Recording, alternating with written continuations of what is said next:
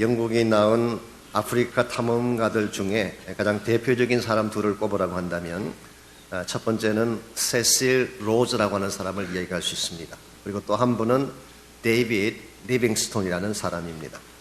두 사람 다 진취적인 사람이었고 두 사람 다 자신의 전생애를 아프리카 탐험을 위해 바친 사람들입니다. 그러나 세실 로즈는 남아프리카에서 보얼 전쟁을 일으켰습니다. 소위 말하는 황금 전쟁을 일으켜서 원주민 수십만 명을 학살하고 엄청난 양의 황금과 다이아몬드를 영국으로 가져왔습니다. 그 공로로 대영 제국이 주는 명예로운 훈장을 받고 애국자라고 하는 칭호를 받는 자가 됐습니다. 그 반면에 리빙스톤은 아프리카로 가서 그 험악한 밀림 속을 다니면서 원주민들에게 예수 그리스도의 복음을 나누어 주었습니다. 세실 로즈와는 달리 영국 황실에 황금도 갖다 주지 못했고 다이아몬드도 바치지 못했습니다. 오히려 그 당시 영국의 식민지 정책을 반대했기 때문에 반역자라고 하는 오해까지 받고 아프리카 밀림의 한 작은 천막에서 기도하는 자세로 그런 세상을 떠났습니다. 얼핏 보게 되면 세실 로즈가 더 화려한 인생을 산 것 같고 데이비드 리빙스톤은 초라하게 생을 마친 것처럼 보입니다만은 오늘날 역사가들은 누구의 삶을 더 높이 평가할까요? 세실 로즈는 욕망의 사람으로 평가되는 반면에 리빙스톤은 사랑과 희생의 사람으로 남아 있습니다. 오늘날 영국을 방문해 보게 되면 세실 로즈의 무덤은 사람들의 발걸음이 거의 찾지 않고 있지만 리빙스톤이 묻혀 있는 웨스트민스터 우리 국립묘지에는 전 세계에서 몰려오는 수많은 사람들의 방문객이 끊어지지 않고 있다고 합니다. 우리가 살고 있는 이 세상에는 두 종류의 사람들이 살고 있습니다. 하나는 자신의 욕망을 채우기 위해 다른 사람을 파괴하며 사는 자이고 또 한 종류는 누군가를 축복되게 하기 위해 자신의 생명을 희생하며 사는 자가 있습니다. 하나님께서는 어떤 사람을 통해서 그분의 역사를 이루어 갈까요? 욕망의 길을 따라가면서 파괴적인 삶을 사는 사람일까요? 아니면 축복과 생명의 길을 따라서 인류에게 공헌하고 하나님 나라의 영광을 돌리는 사람일까요? 당연히 후자일 것입니다. 하나님의 나라를 위해서 축복의 길을 걷는 사람, 그래서 수많은 열매를 만드는 사람들을 통해서 오늘 또 하나님은 그분의 스토리, 히스토리를 기록해 가고 있는 것입니다. 이와 같은 사실에도 불구하고 오늘날 우리들 가운데는 축복의 길을 택하기보다는 욕망의 길을 택하는 사람들을 많이 만나볼 수가 있습니다. 우리가 분명히 예수님 믿은 그리스도인인데 크리스찬임에도 불구하고 세상 따라 살고 욕심 따라 살고 나의 만족과 쾌락을 위해 달려가는 케이스가 많이 있다는 것입니다. 이유가 무엇일까요? 그것은 우리가 예수를 믿긴 했지만 아직 우리 속에 처리되지 아니한 옛자가 남아있기 때문에 그런 것입니다. 우리 마음을 지배하고 있는 옛자, 육신의 소욕이 나를 지배하고 있고 결박하고 있기 때문에 우리는 비록 크리스찬의 이름은 가졌지만 하나님이 기뻐하는 거룩한 길을 추구하지 못하고 오늘도 잘못된 방향에서 삶을 살게 되는 것입니다. 그러므로 우리가 어떻게 하든지 내 마음속에 있는 이 육신의 결박을 풀어버리고 하나님이 가라고 하신 축복의 길을 따를 수 있어야 됩니다. 그래야 한 번을 살아도 하나님 앞에 영광된 삶을 살 수가 있고 남길 자치도 거룩하고 귀중하게 되는 것입니다. 우리가 어떻게 할 때에 내 야망의 길이 아닌 하나님이 기뻐하시는 축복의 길을 따라 살아가므로 하나님이 영광스럽게 여기시는 아름다운 열매를 맺을 수가 있을까요?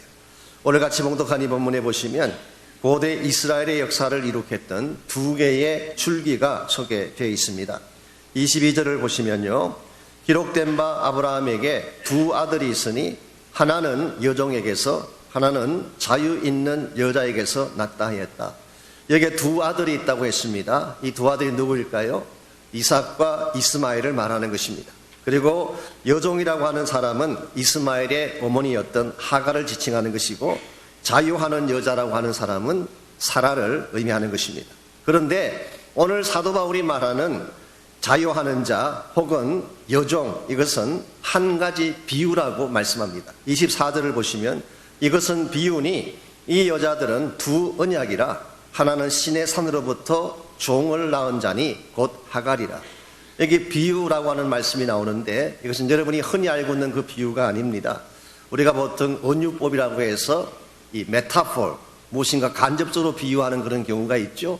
혹은 시밀리, 직유라고 하는 것이 직접 비유하는 것도 있고, 또 예수님께서 사용하신 유명한 패러블, 비유의 말씀도 있죠. 오늘 본문에 나오는 이 비유는 그런 것과 다른 것입니다. 헬라 말에서 알레고리아 혹은 알레고레오라고 하는 동사형은 사실 영어로 알레고리라고 번역하는 아주 독특한 문학적인 기법 중에 하나입니다. 이것은 어떤 단어나 어떤 표현이 있다면 그 밑에 숨겨져 있는 영적인 진리를 찾아내는 것, 이것을 우리가 알레고리라고 흔히 이야기합니다. 이것을 가장 잘했던 분 중에 한 분이 성 어거스틴이었습니다. 성 어거스틴은 성경을 읽을 때에 성경 말씀을 알레고리로 풀고 해석하는 관계로 좋은 면도 있었지만 좀 우려되는 잘못된 해석도 한 것을 우리가 알고 있습니다. 오늘 본문에서 사도 바울이 이 알레고리를 사용하고 있는 것입니다. 그래서 이 두 여자는 그냥 우리가 알고 있는 문자적인 의미에서의 하갈과 사라가 아니라 이스라엘 민족 역사를 이끌어왔던 두 개의 언약을 상징하는 것이다, 그렇게 말씀했습니다. 한 가지 언약은 시내산 언약입니다. 모세의 언약, 모세가 시내산에서 율법을 받았던 언약이기 때문에 율법이라고 부를 수가 있는 것입니다. 또 한 가지의 흐름은 아브라함이 맺었던 언약, 이것을 바로 믿음으로 말미암은 축복의 언약이라고 할 수가 있습니다. 이스라엘 역사를 흘러갔던 두 줄기는 율법이냐 아니면은 믿음이냐, 이 두 가지 흐름이었어요. 혹은 자유의 삶을 살 것이냐, 속박의 얽매인 삶을 살 것이냐, 기쁨의 삶을 살 것이냐, 저주의 삶 가운데 머물 것이냐, 이와 같은 두 가지 줄기가 이스라엘 민족 역사를 흘러내려왔던 두 가지 줄기라는 것입니다. 그런데 이와 같은 두 줄기는 이스라엘 민족 역사에서만 발견되는 것이 아니라 인류 역사 속에서도 발견할 수가 있습니다. 더 정확히 말하면 인류 역사 자체가 두 개의 물줄기를 따라서 흘러가고 있습니다. 그 중에 하나는 아담의 줄기이고 또 한 가지는 둘째 아담이라고 불리워지는 예수 그리스도가 만드신 줄기입니다. 여러분이 창세기를 공부해 보게 되면 하나님께서 처음 인간을 창조하실 때에 우리 인간에게 굉장한 축복을 주셨습니다. 자신의 형상으로 만드심으로 가장 존귀한 선물을 우리 안에 새겨주셨죠. 또 6일 동안 인간을 만들기 전에 6일 동안 천지만물을 다 만드심으로써 우리 인간이 누릴 수 있는 모든 복의 터전을 미리 예비해 주셨습니다. 무엇보다도 하나님은 에덴이라고 하는 동산을 준비해 주셔서 그 안에서 최상의 기쁨을 누리며 살도록 우리 인생을 축복하셨어요. 여러분, 에덴이라는 이름의 뜻이 무엇인지 아시죠? 에덴, 이것은 바로 기쁨이라고 하는 뜻입니다. 하나님은 에덴 동산을 통하여서 우리가 모든 기쁨을 누릴 수 있도록, 우리가 기쁨을 누리는 데 필요한 모든 것을 그 안에 준비해 두신 것입니다. 그래서 창세기 2장 9절 말씀에 의하면 에덴은 아름다운 곳이었어요. 여러분, 하나님은 아름다운 것을 좋아하십니다. 그래서 우리 남자들도 아름다운 것을 좋아하는 것입니다. 아름답다는 것은 나쁜 게 아니에요. 다만 한 가지 우려가 되는 것은 진짜 아름다움이 뭔지를 모르고 엉뚱한 곳을 향해 가는 것이 문제긴 하지만, 어쨌든 하나님은 아름다운 것을 좋아하신 하나님, 그래서 우리에게 아주 아름다운 터전을 주셨어요. 두 번째는 먹을 것이 풍성했습니다. 각종 실과를 준비하시고 동산 주변에 강물이 흘러가게 함으로써 사시사철 시들지 않는 생명의 열매가 열리는 그런 장소였습니다. 세 번째는 자유를 주셨습니다. 창세기 2장 17절 말씀에 하면은 하나님이 그 동산 안에 선악과를 두시고 따먹지 말라고 말씀하셨어요. 어떤 분들은 이것을 하나님이 인간의 자유를 제한한 것이다, 그렇게 해석하기도 하지만 아닙니다. 그런 뜻이 아닙니다. 참된 자유라고 하는 것은 선택할 수 있는 권리를 말하는 것입니다. 공산국가에는 이런 것이 없어요. 공산국가에서는 당이 결정하면 인민이 행한다, 이게 공산국가의 캐치프레이즈예요. 이것은 선택의 자유가 없는 것입니다. 로봇으로 만들고 기계로 만드는 것이기 때문이죠. 그런데 하나님은 우리에게 선택할 수 있는 권리를 주심으로 참된 자유를 주신 것입니다. 그래서 어떤 주석가가 설명하신 말씀처럼 하나님은 우리를 왕자로 키우기를 원하셨지 종이나 노예로 부리려고 하신 것이 아니었다. 이런 면에서 에덴 동산에 살았던 인간은 선택의 자유를 가진, 자유를 누리는 그런 존재였습니다. 뿐만 아니라 할 일이 있었어요. 각종 생물과 짐승들의 이름을 지어주고 그것을 다스리고 동산을 가꾸는 일을 하나님이 주셨어요. 아무리 자유가 좋은 것이지만 자유는 있는데 할 일이 없다면 이건 불행입니다. 오늘 여러분에게 할 일이 있다는 것은 축복인 것입니다. 무엇인가 내가 할 수 있는 역할이 있고 있다는 것은 굉장히 감사할 일이에요. 무엇보다도 하나님은 그 동산 안에 함께 사랑을 나눌 수 있는 동반자를 주셨습니다. 이것을 성경은 돕는 배필이라 그렇게 불렀고, 그렇게 해서 주신 대상이 바로 여자였죠. 우리 남자를 잠재운 후에 갈빗대를 뽑아서 하나님이 여자를 만드셨어요. 여자를 만든 후에 아담에게 여자를 데려왔을 때에 아담이 얼마나 그 만든 여자가 황홀할 정도로 아름다웠는지 와우 맨 그랬어요. 여기서 나온 영어가 woman이라고 하는 영어가 여기서 나왔다고 하는 설이 있긴 합니다만은, 이는 내 뼈 중에 뼈요 살 중에 살이라. 여러분, 흥미로운 사실은 성경에 기록된 최초의 시가 아내에게 바치는 노래였습니다. 하나님을 향한 노래가 아니라 부인에게 바치는 노래. 이와 같이 하나님은 그 동산 안에 아담만 만드신 것이 아니라 가장 예쁘고 아름다운 부인을 만들어 주심으로 퍼펙트하고 풍성하고 기쁨이 넘치는 삶을 살게 한 것입니다. 그런데 문제는 오늘 우리의 삶 속에 에덴이 있는가라는 질문이에요. 여러분 삶 속에 참된 기쁨이 있나요? 우리의 가정 속에 기쁨과 행복이 넘치고 있습니까? 물론 그런 가정들도 있겠지만 대다수의 가정들이 신음하고 있습니다. 수많은 사람들이 기뻐하기보다는 고통을 당하고 있어요. 왜 이와 같이 기쁨의 터전을 하나님이 주셨음에도 불구하고 우리 삶의 터전에는 기쁨이 사라지고 가시와 엉겅기만 남아있는 척박한 현실이 되었을까요? 이유는 한 가지입니다. 한 인간 아담의 범죄 때문이었어요. 이것이 인류 역사상 제일 첫 번째 줄기인 아담이 남긴 삶의 줄기라고 할 수가 있습니다. 이 아담의 줄기를 따라 태어난 우리는 아무리 노력하고 해서도 가시와 엉겅기를 벗어날 수 없어요. 가시 속에서 엉겅기 속에서 찌르고 찔르면서 고생을 하다가 결국은 죽음을 향해 달려갈 수밖에 없는 것. 이런 면에서 아담이 만들었던 첫 번째 줄기는 실패의 줄기라고 할 수 있습니다. 이것은 저주와 불행을 향하여 가는 삶의 줄기이죠. 그런데 하나님께서는 이와 같은 저주와 사망을 향해 달려가는 우리 인생을 위해서 또 다른 한 개의 줄기를 준비하십니다. 그것이 바로 두 번째 아담인 예수 그리스도를 통해 준비하신 삶의 줄기였습니다. 예수님은 말구유에서 태어나셨어요. 예수님은 에덴에서 태어난 것이 아니라 잘 갖춰진 풍성한 곳에서 태어난 것이 아니라 말구유에서 비천하게 태어나셨습니다. 예수님은 잘 먹지도 못하고 입지도 못하셨어요. 새도 둥지가 있고 여우도 깃들 곳이 있다고 하는데 인자는 머리 둘 것이 없다, 그렇게 복음서에 기록이 되어 있습니다. 이것 보면은 예수님은 이 땅에 사시면서 집 한 칸 하나 마련하지 못하고 머리 누일 곳 하나 없이 초라하게 사셨던 것 같습니다. 이와 같이 예수님은 비천하게 말구유에 태어나시고 모든 권리와 특권을 다 박탈당한 채 고생 가운데 사시다가 결국은 십자가에 묶여서 처참하게 처형을 당하신 것입니다. 왜 예수님께서 수많은 특권과 영광을 누릴 수 있는 이 예수님께서 그 모든 특권과 영광을 다 포기하고 마지막에 생명까지 주는 십자가형을 감수했을까요? 이유는 잃어버린 에덴을 다시 우리 가슴 속에 회복시켜주기 위함이에요. 이것이 예수님께서 이 땅에 오셔서 만드신 또 하나의 삶의 줄기, 우리는 이것을 축복의 줄기라고 부를 수가 있습니다. 우리 앞에는 항상 이 두 가지 줄기가 기다리고 있어요. 아담의 줄기를 택할 것이냐, 아니면 예수 그리스도의 줄기를 택할 것인가. 여러분이 어느 쪽을 선택하느냐에 따라서 여러분 삶의 방향도 달라지고 삶을 다 산 후에 남기는 열매도 달라지게 되는 것입니다.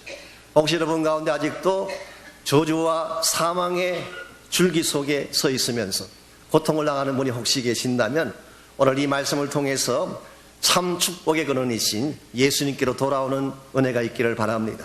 우리가 어떻게 하면 예수 그리스도께서 남겨주신 이 축복의 줄기에 우리 인생을 드리고 이 아름다운 축복의 줄기를 따라 살아갈 수가 있을지, 오늘 주신 이 말씀을 통하여서 한 세 가지 원리를 제가 정리해 보려고 합니다. 우리의 삶이 축복의 줄기를 따라 살아가려면 첫 번째로 바른 태생이 필요합니다. 다른 말로 표현하면 믿음의 태생을 해야 된다, 그런 뜻입니다. 23절 말씀 보시면 오늘 사도 바울은 두 가지 종류의 태생을 소개하고 있습니다. 23절, 여종에게서는 육체를 따라 났고 자유 있는 여자에게는 약속으로 말미암았느니라. 육체를 따라 났다, 이것이 바로 born of the flesh, 육신을 따라 태어난 것을 말합니다. 그런데 또 한 가지는 약속으로 말미암아 태어난 것, 이것이 born of the promise, 언약을 통하여, 약속을 통하여 태어난 것을 말하는 것입니다. 육체를 따라 태어난 자가 역사적으로는 이스마엘을 의미한다고 할 수가 있습니다. 이미 말씀드린 것처럼 아브라함이 참 믿음이 좋은 사람인데요, 믿음은 좋았지만 그러나 그도 완벽한 사람은 아니었던 것 같습니다. 성경을 보게 되면 아브라함이 실수한 장면이 몇 가지 나오는데 그 중에서도 가장 결정적인 실수가 이스마엘을 낳은 실수였습니다. 하나님께서 분명히 아들을 주시겠다고 약속을 하셨는데 아들이 생기지 않는 것입니다. 시간은 지나가고 자기 부인의 나이를 봤더니 부인의 나이가 65세가 지나갑니다. 그러니까 아기를 생산할 수 없는 나이에요. 그래서 택한 방법이 무엇이었나요? 고대 사회에서 흔히 하는 방법인 여종을 통해서 아들을 낳는 것이었습니다. 이 선택은 인간적으로 보면 합리적인 선택이라고 할 수 있습니다. 하나님이 약속하셨지만 안 주셨잖아요. 거기에다가 부인의 나이가 들어가서 생산할 수 없는 지경이 됐지 않습니까? 그러니 당연히 다른 방법을 통해서 아기를 낳을 수밖에 없는, 이것이 합리적인 선택인 것 같습니다. 그러나 합리적인지는 모르지만 믿음의 방법은 아니었어요. 그래서 이스마엘은 믿음의 방법이 아닌 인간적인 방법으로 육신을 따라 이 땅에 태어났기 때문에 그의 삶 자체도 축복되지 못했고 그가 남긴 삶의 줄기도 불행을 이어가는 줄기가 된 것입니다. 그 반면에 이삭은 어떻게 태어났을까요? 이삭은 궁극적으로 예수님을 우리가 예표한다고 할 수가 있는데요, 이삭은 오늘 본문에 의하면 약속으로 말미암아 태어났다. 하나님의 언약을 통해서, 하나님의 약속을 통해서 아브라함이 약속의 말씀을 믿음으로 말미암아 주어지게 된 축복이 이삭이었다고 하는 것입니다. 여러분들, 우리가 이 땅을 살아가는 과정에서 육신으로 태어난 이것만 가지고는 절대로 축복의 자리로 나갈 수가 없습니다. 왜냐하면 여러분과 저는 태어나는 순간 여러분이 원하든 원하지 않든 아담의 줄기에서 태어났기 때문에 우리는 태어나는 순간 아담의 줄기에 속해 있던 존재였습니다. 그래서 죄를 지을 수밖에 없어요.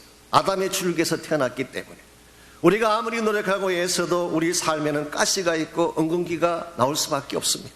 그리고 노력하고 애써도 결국 우리 마지막 종착역은 저주와 사망밖에 없는 것입니다. 이와 같이 우리는 본질적으로 진노의 자녀로 태어났고 아담의 붙은 자로 태어났던 여러분과 제가 어떻게 하면 생명과 자유의 라인으로 옮겨갈 수가 있을까요? 즉 아담의 줄기에 있던 여러분과 제가 예수 그리스도라고 하는 축복의 줄기로 옮겨가려면 하나님 주신 방법은 하나밖에 없어요. 그것이 바로 믿음인 것입니다. 믿는 순간 아담의 줄기에 있던 우리가 예수 그리스도의 줄기로 옮겨지는 것입니다. 그러므로 우리가 참으로 그리스도에게 붙은 자 되어져서 예수님을 통해서 축복과 생명의 줄기를 맛보며 살아가기를 원한다면 믿음으로 거듭나야 하는 것입니다. 돈이 있다고 되는 게 아니에요. 세상 권세 있다고 되는 것 아닙니다. 미국이나 한국 정치를 보게 되면 돈만 있으면 정치가들에게 줄을 대지 않습니까? 한국만큼 돈이 통하는 나라가 없어요. 학연, 지연 통해서 다 줄을 대지 않습니까? 여러분, 정치적인 줄을 대면 그것이 여러분의 인생을 보장해 줄까요?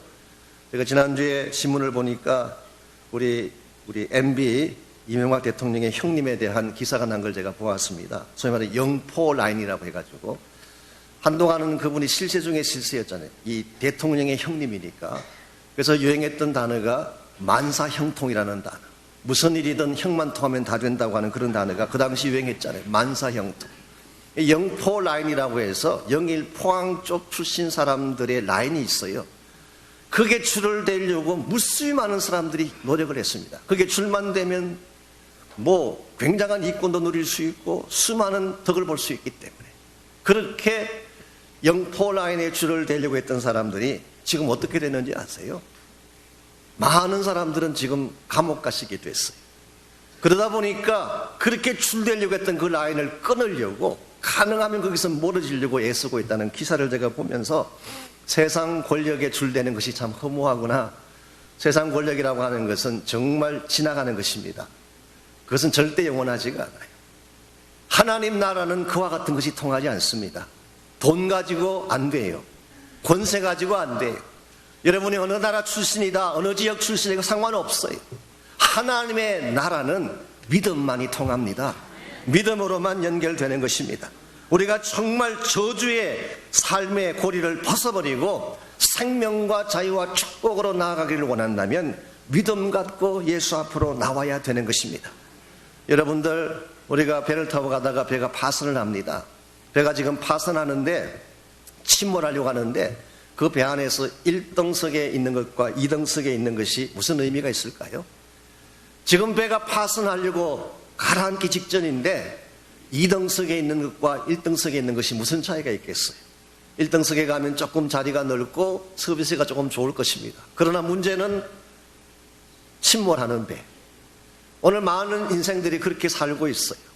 결국은 망하고 죽게 될 인생인데 좀 더 나은 자리, 좀 더 편안한 자리, 내가 1등석에 사는 것을 큰 자랑인 줄 알고 그것 때문에 목숨 걸고 살아가지만요, 침몰하는 배에 타고 있는 한 마찬가지입니다. 그러므로 정말 지혜로운 사람은 침몰하는 배에서 나와서 구조선으로 옮겨 타는 것입니다. 이것이 믿음이에요. 오늘 우리가 하늘나라의 복을 누리고 예수님께서 우리에게 마련해 주기를 원하시는 그 모든 축복을 소유하며 살기를 원한다면 믿음으로 그리스도 앞으로 돌아와야 하는 것입니다. 두 번째로 우리가 축복의 줄기를 따라 살려면 육체의 소욕을 추방해야 됩니다. 육체의 소욕을. 말씀드린 것처럼 믿음으로 거듭나면 우리가 그리스도의 라인으로 옮겨지긴 합니다. 그러나 그것만으로 매일매일의 삶이 승리하는 것은 아닙니다. 왜냐하면 우리 안에는 아직도 죽지 아니한 옛자아가 남아있기 때문에 이것을 우리는 carnal desire, 육신의 소욕이라 부르기도 하고 fleshly desire라고 부르기도 합니다. 우리 마음속에는 예수님 믿었지만 아직도 존재하고 있는 옛자아와 옛습성과 옛 desire가 남아있는 것입니다. 이와 같은 우리 안에 있는 육체적 소욕은 어떻게 해야 할까? 30절을 보시면은 사도 바울이 아주 심플하게 잘 제시를 하고 있습니다. 그러나 성경이 무엇을 말하느냐? 여종과 그 아들을 내쫓으라. 여기 여종과 그 아들은 물론 비유적인 표현이죠. 이스마엘과 하갈을 의미하기는 하지만 영적으로는 우리 안에 있는 육체의 소욕을 말하는 것입니다. 우리가 예수님 믿는 순간 우리는 성령의 사람이 됩니다. 예수 그리스도께 속한 사람이 돼요. 새 사람이 되는 것입니다. 그러나 예수를 믿은 이후에도 옛날 내가 가지고 있던 옛 속성은 그대로 남아있어서 이게 육체의 소욕이에요. 육체의 소욕이 나를 찌르고 나를 고통스럽게 만들고 내 안에 탐욕과 욕심을 가져오게 해서 나를 억압하고 종노릇 시키는 것, 이게 바로 육체의 소욕인 것입니다. 오늘 여러분 안에도 육체의 소욕이 있어요. 그래서 예수 믿지만 삐딱하고 정오심 갖고 질투하고 분열하고 싸우고 다투는 것입니다. 이 모든 것들이 우리 안에 있는 육체의 소욕이 남겨주는 열매라는 것입니다. 그런데 오늘 바울은 뭐라고 말씀하고 있나요? 그것은 추방해버려라. 안고 살면 안 된다. 그건 그냥 부둥고 산다고 해결되는 것이 아니라 쫓아내버려라. 추방해버려라. 우리 안에 있는 더러운 것들, 우리 안에 있는 추악한 것들, 내 마음을 상하게 하고 나에게 열등감과 자존감을 빼앗아가는 이 모든 사악한 마음의 상처들을 우리가 어떻게 추방할 수 있을까요? 우리의 힘과 노력만으로는 안 됩니다. 두 가지가 필요해요. 첫 번째는 십자가 은혜가 필요해요. 나의 모든 마음의 질병과 고통들을 십자가 앞에 가지고 와서 토해내는 것입니다. 이것이 바로 우리가 내 마음속에 있는 더럽고 사악한 육체의 소욕을 처리하는 첫 번째 단계예요. 그러고 나서 두 번째로 해야 될 것이 성령으로 체험받는 것입니다.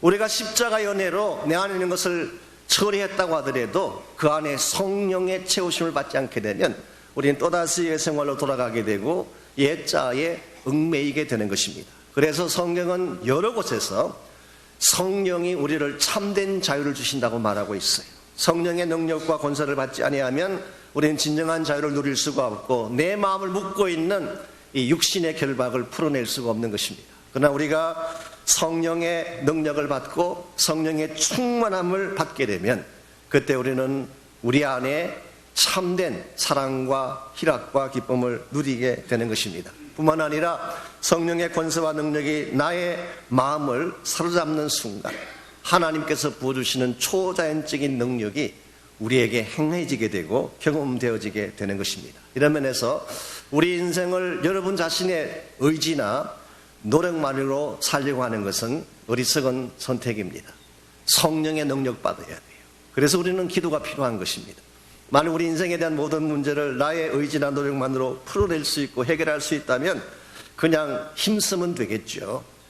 여러분 힘쓰고 애쓴다고 가시가 사라지고 엉겅기가 없어지던가요? 안 됩니다. 성령의 은혜가 필요하기 때문에 우리는 기도해야 되는 것입니다.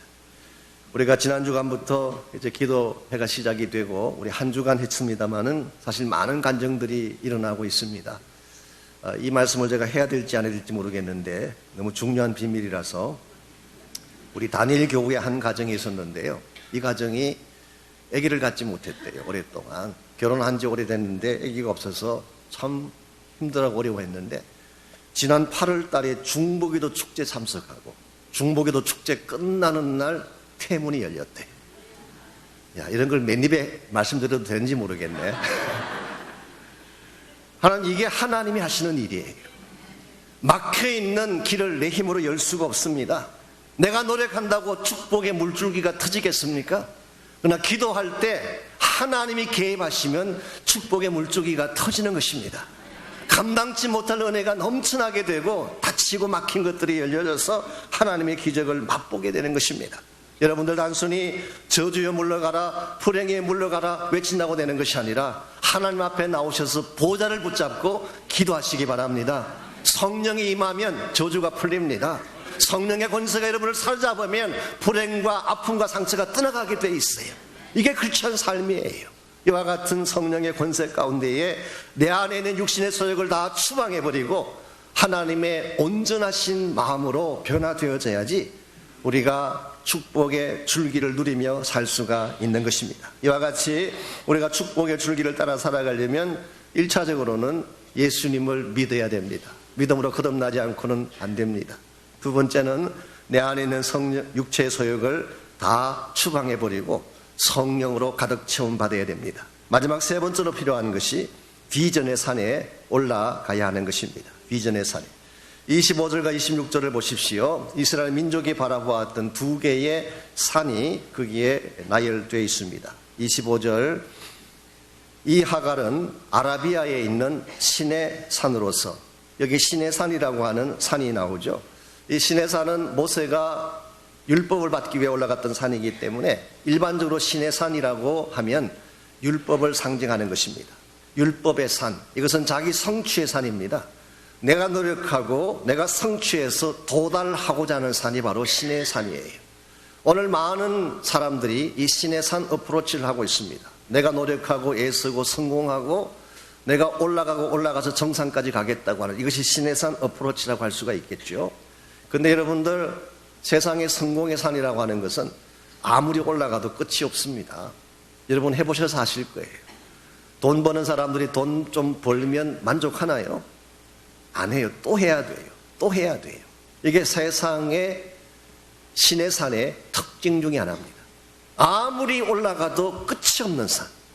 그리고 설사 여러분이 정상까지 올라간다고 하더라도 기다리고 있는 것은 허무함밖에 없는, 이게 신의 산의 특징이에요. 그러므로 신의 산은 우리 모두가 사모하고 올라가야 될 산이 아닙니다. 그래서 하나님이 준비해 놓으신 또 한 가지 산이 예루살렘입니다. 예루살렘도 산성이었습니다. 그런데 그 예루살렘은 우리 육체적으로 보고 있는 그 예루살렘이 아니라 26절 보십시오. 오직 위에 있는 예루살렘은 자유자니 곧 우리 어머니라 그랬어요.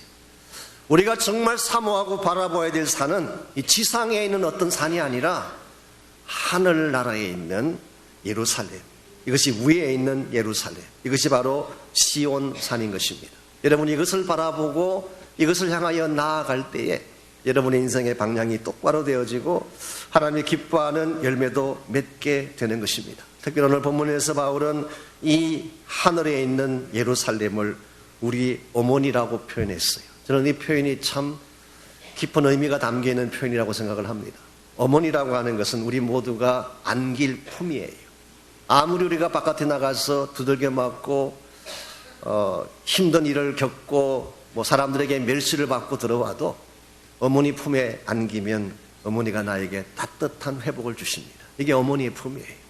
사도 바울은 우리 모두가 사모해야 될 하나님의 산, 이 시온산이 지치고 피곤한 우리 영혼들이 우리가 안기고 평안을 누리고 위로를 받을 수 있는 어머니의 품과 같은 산이라고 말씀하고 있습니다.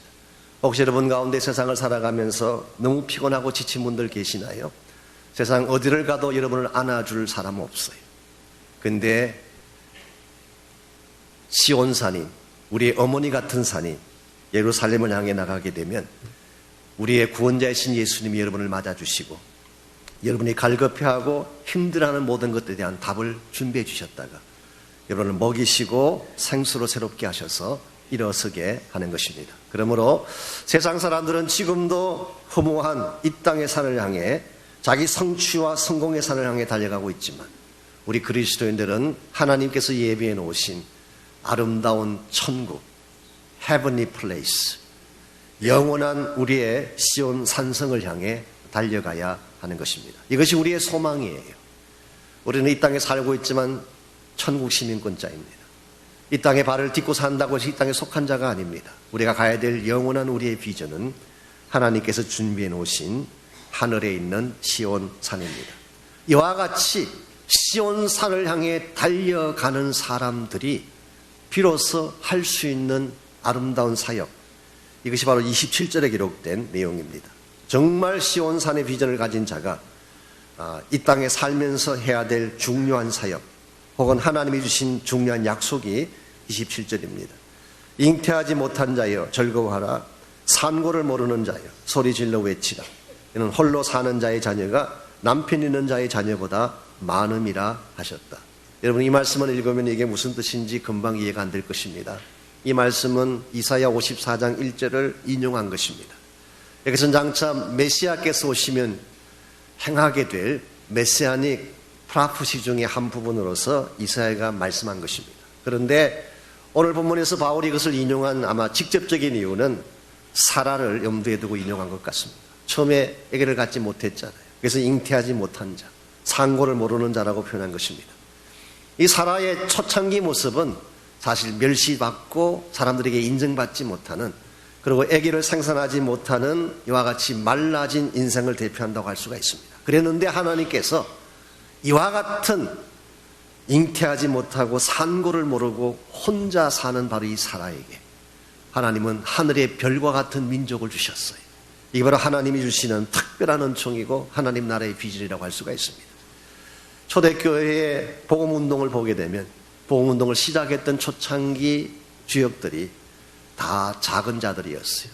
갈릴리 출신, 어부 출신, 가지지 못한 사람들, 멸시받는 사람들, 가난하고 사람들에게 인정받지 못한, 오늘 본문에 나오는 잉태치 못하고 상고를 경험하지 못한 그런 자들이었어요. 그런데 하나님이 그들을 통해서 복음운동이 일어나게 하셨고 수천 수만의 사람들이 하나님께로 돌아오는, 이게 바로 하나님 나라 비전입니다. 우리의 남은 생애를 이것을 위해 살 수 있을 때에, 이 하나님 나라의 비전에 서임받을 수 있을 때에 여러분이 진실로 값진 인생이 되고 하나님께 영광된 삶을 누리게 되는 것입니다. 하나님은 여러분과 저를 아무 의미 없이 이 땅에 보내지 않으셨어요. 바로 이 킹덤 비전을 이루라고 보낸 것입니다. 우리 때문에 하나님 몰랐던 영혼들이 하나님을 알게 되고, 우리가 드리는 삶의 헌신을 통하여서 하늘의 별과 같은 수많은 민족 족속들이 그리스도께로 돌아오는 꿈, 이걸 우리 모두가 꿀 수 있어야 되고, 이것 위해서 여러분의 삶을 드릴 수 있어야지 여러분의 인생이 가장 값지고 가치 있게 되는 것입니다. 사랑하는 형제자매 여러분, 하나님은 여러분과 저를 축복하기를 원하세요. 하나님 여러분이 행복자가 되어 살기를 원합니다. 절대로 여러분이 고통 가운데 가시를 부여안고 불행하게 사는 것을 원치 않으세요. 왜 그런지 아세요? 여러분을 사랑하기 때문입니다. 하나님은 처음부터 여러분에게 에덴을 주기를 원하셨어요. 기쁨과 축복을 주기를 원하셨어요. 그런데 우리가 하나님을 거부하고 불신앙으로 돌아서는 바람에 우리는 저주의 길에 서게 되었고 불행한 삶 가운데 처하게 된 것입니다.